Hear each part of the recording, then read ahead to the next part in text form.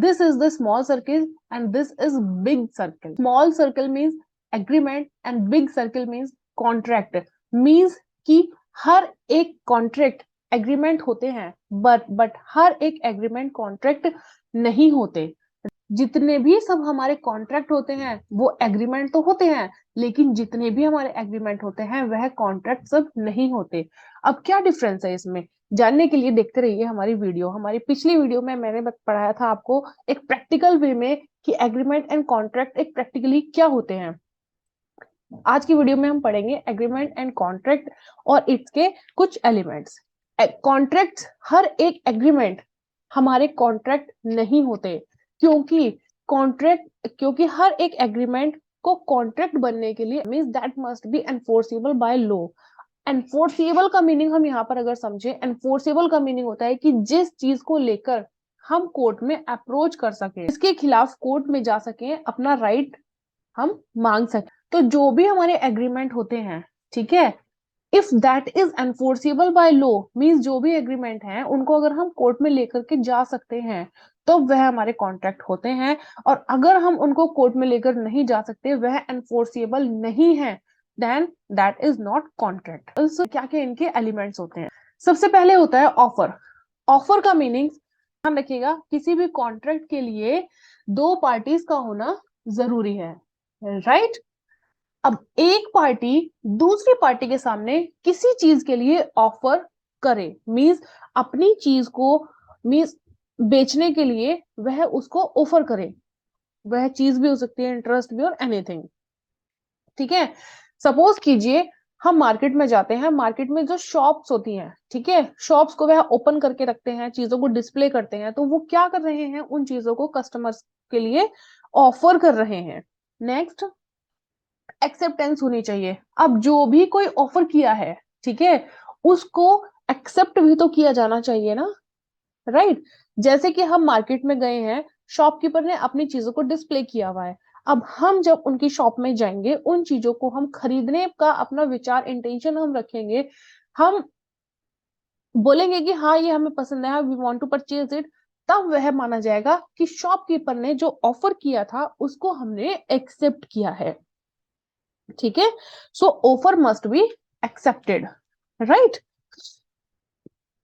Next देखिए, willingness और communication. सबसे पहली बात तो इच्छा होनी चाहिए जरूर, और दूसरी बात कम्युनिकेशन होना चाहिए, और वो कम्युनिकेशन बाय वर्ड्स भी हो सकता है, ठीक है, और बाय एक्शन भी हो सकता है. देखिए, ऐसा नहीं है कि हम किसी ने हमें ऑफर किया है, हमने उसको एक्सेप्ट कर लिया, ठीक है, हमने ना तो उसे बाय वर्ड्स हमने बोला, ना ही हमने अपने एक्शन से उसको यह दर्शाया, तो वह ऑफर कम्युनिकेटेड जब तक नहीं होगा तो सामने वाले को कैसे पता चलेगा कि यह एक्सेप्टेड है या नहीं है. तो वह वहीं की वहीं खत्म हो जाएगा, आगे नहीं बढ़ेगा, ठीक है. और अगर हमने उस एक्सेप्टेंस को, ठीक है, हमने कम्युनिकेट किया है बाय वर्ड्स या फिर बाय एक्शन. अब बाय वर्ड्स कैसे, हमने शॉप पे गए, हमने शॉप पे बोला कि हाँ हमें ये पसंद है, हम ये खरीदना चाहते हैं, तो हमने वहां पर बाय वर्ड्स हमने शॉपकीपर से हमने बोल दिया, हमने अपनी एक्सेप्टेंस को कम्युनिकेट कर किया.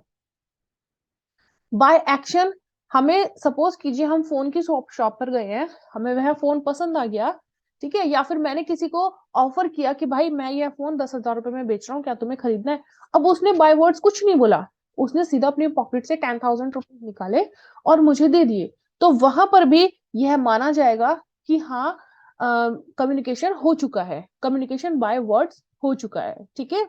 तो there must be communication also, right. Willingness means इच्छा होनी चाहिए, जब तक इच्छा ही नहीं होगी एक्सेप्ट करने की या फिर ऑफर करने की, तो कुछ भी हो ही नहीं सकता, ठीक है. तो ऑफर होना चाहिए, ऑफर की एक्सेप्टेंस होनी चाहिए, और उस एक्सेप्टेंस का कम्युनिकेशन होना चाहिए, राइट. नेक्स्ट देखिए, कंसिडरेशन. कंसिडरेशन क्या होता है, आदान प्रदान एक तरह से. जैसे सपोज कीजिए, वही शॉप का हम एग्जांपल लेते हैं कि हम शॉप पर गए हैं, राइट. हमें सपोज कोई ड्रेस हमें पसंद आई है, तो शॉपकीपर का उस ड्रेस को हमें देना और हमें शॉपकीपर को उस ड्रेस का अमाउंट देना, वह कहलाएगा कंसिडरेशन. शॉपकीपर जो वह पैसा शॉपकीपर को पैसा देना और ड्रेस को हमें लेना, that is that will called consideration.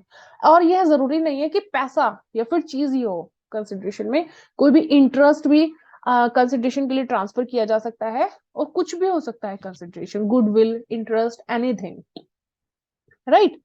तो कंसिडरेशन भी होना चाहिए किसी भी कॉन्ट्रैक्ट के लिए।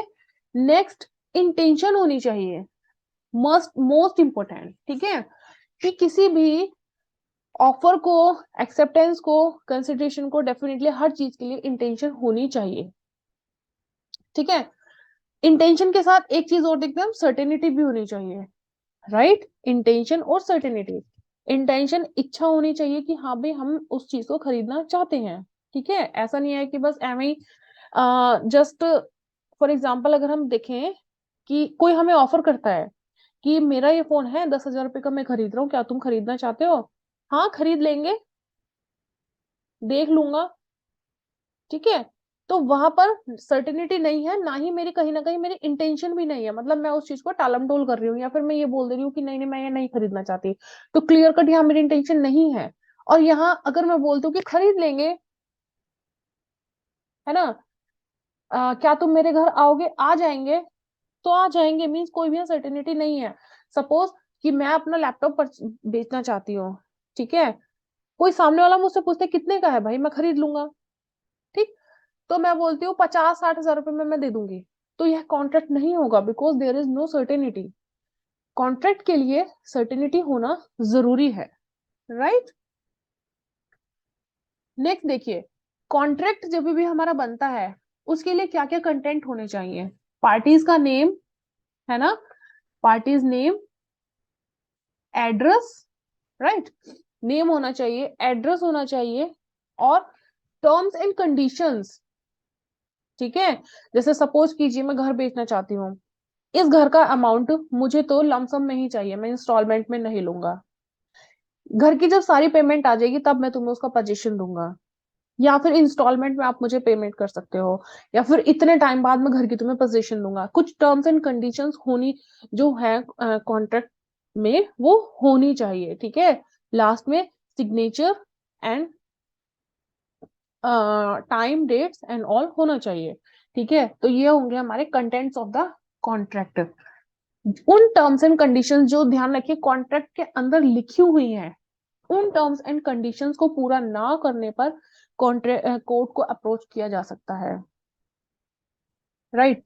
अब देखिए एक एग्जांपल हम सब एक एग्जांपल मैं आपसे पूछती हूँ, उसका आप मुझे रिप्लाई कीजिए, मैं आपको 3 to 4 सेकंड्स दूंगी, आप मुझे कमेंट बॉक्स में जल्दी से हमें रिप्लाई कीजिएगा, ठीक है।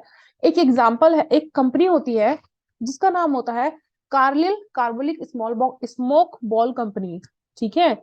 वो न्यूज़पेपर में एक एडवर्टाइजमेंट निकालती है, एक दवा निकालती है वो, ठीक है, कि इस दवा को कोई भी अगर 2 हफ्ते तक रेगुलर सुबह शाम लेगा तो उसे लाइफ में कभी भी कोल्ड नहीं होगा, कभी भी इन्फ्लुएंजा नहीं होगा, और अगर उसे होता है तो एक प्रॉपर अमाउंट अकाउंट में हमने अलग से उसके लिए डाल दी है, वो हमारे ऊपर क्लेम कर सकता है और हम उसे वो अमाउंट हम देंगे, ठीक है। वह कंपनी बोलती है, न्यूज़पेपर में उसने प्रॉपर एक एडवर्टाइजमेंट निकाला है, ठीक है। अब एक लिली थॉमस होती है मैम, अब वो दवाइयां उनके प्रॉपर सुबह शाम खाती हैं, ठीक है, उनको आराम नहीं लगता, उनको फिर भी इन्फ्लुएंजा हो जाता है।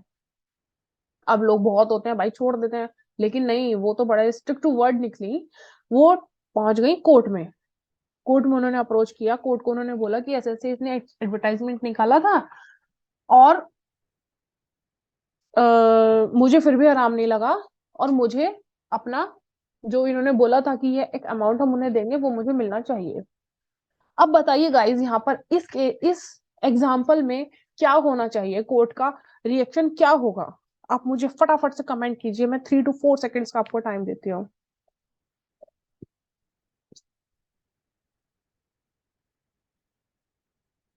देखिए यहाँ पर कोर्ट ने क्या बोला, कोर्ट ने बोला कि अगर एक नॉर्मल एडवर्टाइजमेंट होता, जैसे कि कंपनीज दे देती हैं, एक नॉर्मल एडवर्टाइजमेंट होता तो कोई बात नहीं थी, लेकिन यहाँ पर कंपनी ने एक एश्योरिटी दी है, ठीक है, कि अगर तुम्हें आराम नहीं मिलता या फिर दोबारा हो जाता है तो मैं हमने अकाउंट में इतना पैसा उसके लिए अलग से ही डलवा दिया है।